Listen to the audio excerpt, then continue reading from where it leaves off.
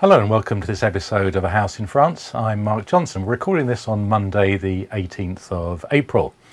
And as always, I'm joined by my co-host Lloyd Arrow. Very good afternoon to you, Lloyd. Well, good afternoon, Mark, and welcome to this episode of A House in France.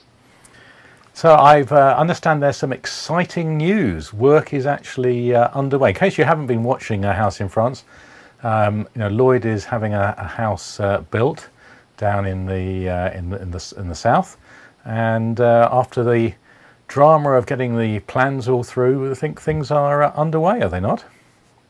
Yeah, that's right. For those of you who are watching, you'll see some pictures. For those of you who are not, basically the groundwork's been done, the base block work's been done, the flooring's in, and they've even started on the walls. So it's been really fast progress. So I've got just put up the picture just showing. Is that where they scoped out the footings? Yeah, that's right. Basically, they're digging the footings, cement it all in, and that's kind of like the base for the building block, rather than just digging one big hole and filling it all in. Okay, we see some of the blocks underway there. Oh, and walls up as well. So so this is a single-story building? Yeah, that's right. We did think about a two-story building. Having said that, with the height difference between us and our neighbours, we just felt it was better for us and also for the neighbours without blocking over the hillside. And because we're higher up than them anyway, it wasn't really an issue. So if you look down at the bottom, you'll see we're actually higher than they are anyway. All right, okay, so that's pretty exciting. I bet you can't wait to get out and see what they're up to, can you? That's right, yeah. We're due to go out there in June, so we're expecting certainly the roof to be on and the internals underway. Okay, that's very exciting. So for this episode, we thought that we wouldn't have a dedicated theme. That what we would do is just sort of tidy up some loose ends from other episodes and have a general chat. So this is the first of our Anything Goes episodes, and I think we'll come back to this. Those of you who watched the last episode will realise it went over our normal 15 minutes. We try and keep the episodes to within 15 minutes because that's the limit on YouTube. And as we're not yet a favoured partner with YouTube, we have to keep to that limit. And we re-recorded it, was it twice or three times, Lloyd? And we couldn't we couldn't get it under 15 minutes. So we decided we would just put it out as it was in the full 20-minute length, hosted on Blip TV. And if that happens with this episode, which it might well do, what we'll do is we'll cut a trailer and put it onto YouTube, pointing people here. So if this appears on YouTube and episode 5 didn't, you can go and find it. Best thing to do is to look on the website www.ttfn.tv, click on the AHIF link, and you can find all the episodes there. So this is a general roundup, and one of the things that's been happening over the last few months is there have been a lot of new routes announced by some of the airlines. In fact, some of them from Southampton one of them from Southampton might be quite good for you, Lloyd. Yeah, absolutely. We've used Flybe from Southampton before to Perpignan, which is ideal. So it's about an hour away. But they've just introduced some new flights which go to Béziers, which is in the Languedoc area, Clermont-Ferrand, which is in the Auvergne area, and Pau, which is in the sort of northern edge of the Pyrenees. They tend to fly on those between May and September, so it is seasonal. They're also CityJet, who fly from London City Airport. They're doing flights to Pau, Avignon and Toulon. That's good. I don't know whether it was CityJet, I think they were flying from London City to Brive, so I'm not sure if they're still doing that. But CityJet are owned by Air France, I think. They're the that's right. Meant to be the low-cost carrier for Air France. But when I looked at the flights out of London City down to Brive, they were it was cheaper to fly scheduled out of Heathrow. It was not that you can to Brive, but it was very expensive. So it was exciting anyway. So it's good to see that there are new routes. A lot more of these smaller airports now opening. Another way of getting to France, of course, is on the ferry. And one of the tips here is, if you're using ferry routes regularly, is to find out if the ferry company has special deals. We tend to go from Portsmouth using either Brittany Ferries or LD Lines. Now, LD Lines has a frequent traveller club that you can join, and so you get points for every sailing that you make, and you get so many points, and points means another free trip or whatever. I've used them a few times. I've never got anywhere near the points total, but they operate a fairly good service, especially in the summer when the high-speed catamaran was running. But we more frequently use Brittany Ferries, and they have what they call their property owners travel club, and you have to have an address in France and or Spain, but we're talking about France, and that they'll register you, and you get discounts of around 30% on sailings. Actually, friends can get, I think it's a 10% discount. You also get some other discounts in the onboard restaurants, etc. So we found that we joined 5 years ago.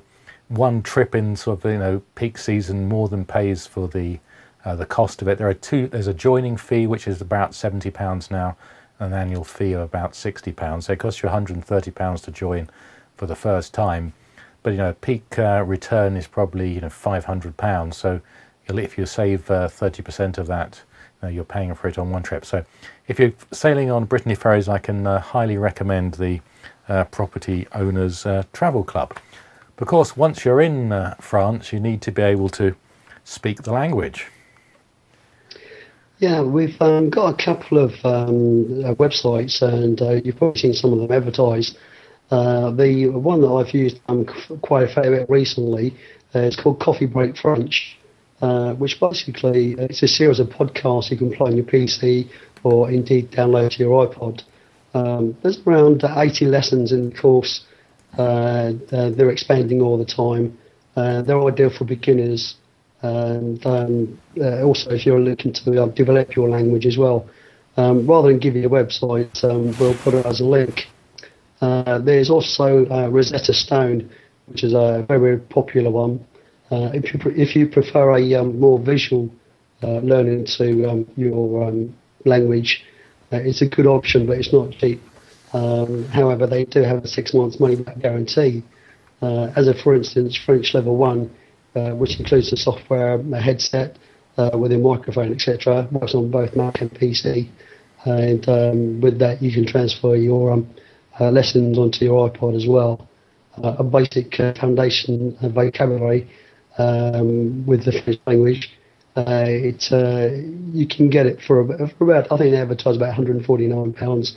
But if you grab one of the French magazines, you can get some money off in there. I think it's about £50 off, so worth looking at. That's just the introduction, though, isn't it? They have several levels, so if you were to go all the way through on Rosetta Stone, it's quite expensive, yeah? That's right. I think if you buy the whole package for the series, it works out just under £500. But it just depends on how far you want to go and what your level of learning is. So I don't know if any of I have considered buying a Rosetta Stone, I have to say, because they do a lot of advertising, and I keep looking at it. So I don't know where any of our listeners or viewers have actually used it, but be interested to get any feedback. And you can send us feedback at ahif@ttfn.tv. So should I go and spend my money on Rosetta Stone? That's the question I need help answering. When you're out in France, if you're flying, you probably will be hiring a car, and we did that for several years until I took a friend out. So he thought he was having a holiday. In actual fact, he was helping me to build a terrace, and he didn't realise that until we got there. But when we were out there, he said, "Oh, why are you taking out the insurance on the hire car?" And I said, "Well, I had a bad experience. I have pranged a hire car before now." and I want to cover all eventualities. And he said, well, how much is it costing you? And I looked at the invoice, and it was costing 10 or 11 euros a day. So we were there for, I think, just a week or so. So it was about 80 or 90 euros, which at the time was probably about £60, 50 or £60. And he said that what he did was to take out special insurance for car rentals. And he takes out an annual policy which covers him for the excess on all car hire. And I came back and looked at that, and the company is insuranceforcarhire.com, and that is what we did. So here it shows you on the website annual European excess insurance for £49, and we've taken that out. And every time I get to pick up a car now, I say no, I don't need the car insurance, and they try and sell you the car insurance, and etc., etc. But this just is a good deal. So there are other companies that offer it. We're not sponsored by these groups. This is just something that I use personally, and it's worked very well. I haven't had to claim on it. My friend has had to claim on his, and it was no problem at all. You do end up having to pay the excess if you have an accident, but they reimburse you. So car hire insurance, I think that's that's if you're even if you're only going for a week, it might well be cheaper to take out that policy.